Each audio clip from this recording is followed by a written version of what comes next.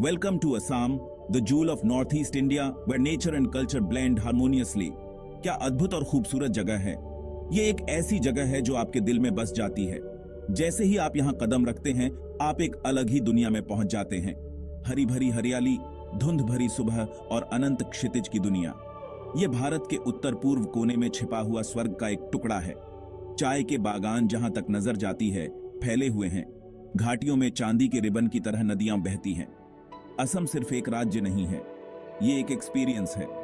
ये ताजी उबली हुई चाय की खुशबू है जो हवा में तैरती है। ये हाथियों का चिंघाड़ना है जो घने जंगलों में गूंजता है। असम इंद्रियों के लिए एक दावत है, एक ऐसी जगह जहां प्रकृति का राज है। यही असम का जादू है। ब्रह्मपुत्र सिर्फ एक नदी नहीं है, यह असम की आत्मा है। मैंने इसके किनारे अनगिनत घंटे बिताए हैं, इसके पानी को बहते हुए देखते हुए जो दूर देशों से कहानियां लेकर आता है। ब्रह्मपुत्र प्रकृति का एक बल है, जंगली और अदम्य, फिर भी पालन पोषण करने वाला और जीवनदायिनी। सुबह के उजाले में ब्रह्मपुत्र देखने लायक होता है। इसकी सतह से धुंध उठती है जिससे एक अलौकिक वातावरण बनता है। मछुआरे अपनी नावों में पानी में बिंदी लगाते हैं, उनके सिलुएट्स उगते सूरज के सामने दिखाई देते हैं। ब्रह्मपुत्र सिर्फ एक नदी नहीं है, ये एक जीवन रेखा है। इसका पानी असम के उपजाऊ मैदानों को सींचता है। असम के जंगल अपने आप में एक दुनिया है। इनकी गहराइयों में कदम रखें और आप एक अलग ही दुनिया में पहुंच जाएंगे। बाहरी दुनिया गायब हो जाती है, जो रहता है वह है प्रकृति की सिम्फनी। पत्तों की सरसराहट, पक्षियों का चहचहाना, दूर से आती गिब्बन की आवाज। यह एक ऐसा सेंसरी एक्सपीरियंस है जो आपको और कहीं नहीं मिलेगा। एक ऐसा एहसास जो आपके जाने के बाद भी आपके साथ रहता है। मैंने इन जंगलों में घूमते हुए कई दिन बिताए हैं। हर बार कुछ नया देखने को मिलता है।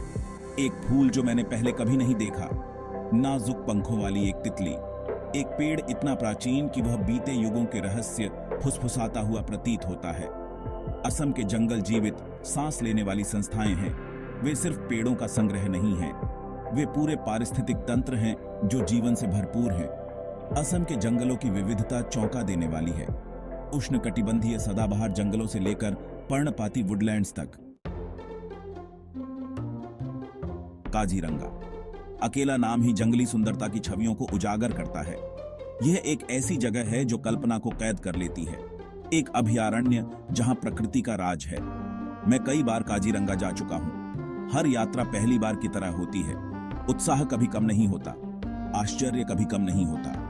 काजीरंगा की प्रसिद्धि के केंद्र में एक सींग वाला गैंडा है।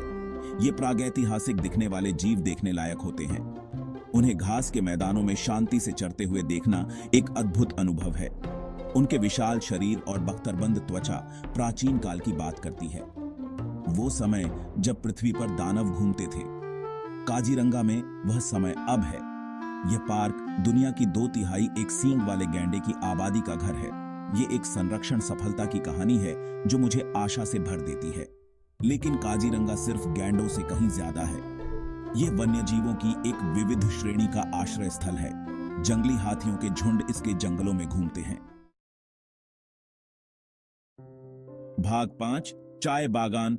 हरे सोने की लुढ़कती पहाड़ियां। असम और चाय दोनों एक दूसरे के बिना अधूरे हैं।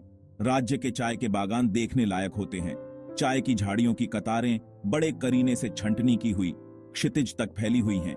यह एक ऐसा परिदृश्य है जो विशिष्ट रूप से असमिया है, एक जो राज्य के औपनिवेशिक अतीत और उसके समृद्ध वर्तमान की बात करता है। मैंने इन बगीचों में घूमते हुए कई सुखद दोपहरें बिताई हैं। चाय की पत्तियों की महक से हवा सुगंधित होती है। असम की चाय की कहानी बहुत ही दिलचस्प है। यह 1830 के दशक में शुरू हुआ जब अंग्रेजों ने इस क्षेत्र में चाय को जंगली रूप से उगते हुए पाया। उन्होंने एक अवसर देखा और उसे जब्त कर लिया। जल्द ही चाय के बागानों के लिए भूमि के विशाल भूखंडों को साफ कर दिया गया। आज असम भारत की आधी से ज्यादा चाय का उत्पादन करता है। यह दुनिया भर में अपने मजबूत, भरपूर स्वाद के लिए जाना जाता है। एक कप असम चाय असम की तरह ही है, बोल्ड, स्फूर्तिदायक और अविस्मरणीय। लेकिन चाय के बागान सिर्फ कृषि भूमि से कहीं अधिक हैं। भाग 6, मानस राष्ट्रीय उद्यान, एक यूनेस्को विश्व धरोहर स्थल। मानस, यह नाम प्रार्थना की तरह जुबान पर चढ़ जाता है। यह मिथकों और किंवदंतियों का स्थान है, एक ऐसा जंगल जो अपनी ही दुनिया में मौजूद है। मैं पहली बार दशकों पहले मानस गया था। इसने मुझ पर एक अमिट छाप छोड़ी। जगह की कच्ची सुंदरता, सच्चे जंगल में होने का एहसास, यह एक ऐसा अनुभव है जिसे शब्दों में बयां करना मुश्किल है, लेकिन एक ऐसा अनुभव जो हमेशा आपके साथ रहता है। मानस हिमालय की तलहटी में स्थित है। यह वह जगह है जहां असम के मैदान भूटान के पहाड़ों से मिलते हैं। यह अनोखा स्थान मानस को आवासों की एक अविश्वसनीय विविधता प्रदान करता है। घास के मैदानों से लेकर घने जंगलों तक, कोमल धाराओं से लेकर उफनती नदियों तक, प्रत्येक आवास पौधों और जानवरों के अपने समुदाय की मेजबानी करता है। यह एक प्रकृतिवादी का सपना है, एक ऐसी जगह जहां आप भारतीय उपमहाद्वीप और पूर्वी हिमालय दोनों जगहों की प्रजातियों को देख सकते हैं। भाग 7, असम का विविध वन्य जीव। असम का वन्य जीवन देखने लायक है। यह राज्य की समृद्ध जैव विविधता का प्रमाण है। प्रतिष्ठित एक सींग वाले गैंडे से लेकर मायावी बादल वाले तेंदुए तक, जंगली हाथियों के झुंड से लेकर सुनहरे लंगूरों के समूह तक, असम अनगिनत प्रजातियों का आश्रय स्थल है, जिनमें से कई पृथ्वी पर और कहीं नहीं पाए जाते हैं। इस अविश्वसनीय विविधता को देखना एक विशेषाधिकार है। इन जानवरों को उनके प्राकृतिक आवास में देखना राज्य के विविध परिदृश्य जीवों की एक विस्तृत श्रृंखला को आश्रय प्रदान करते हैं। काजीरंगा के घास के मैदान गैंडों, हाथियों और दलदली हिरणों की मेजबानी करते हैं।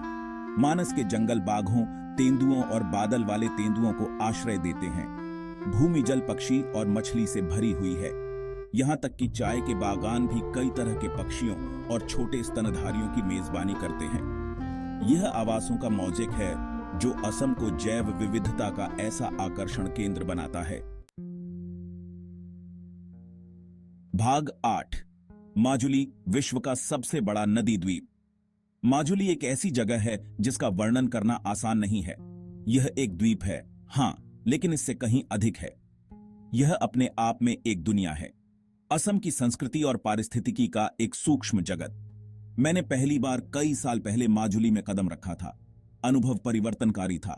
द्वीप की शांत सुंदरता, वहां जीवन की सादगी, गहरी आध्यात्मिकता जो द्वीप जीवन के हर पहलू में व्याप्त है।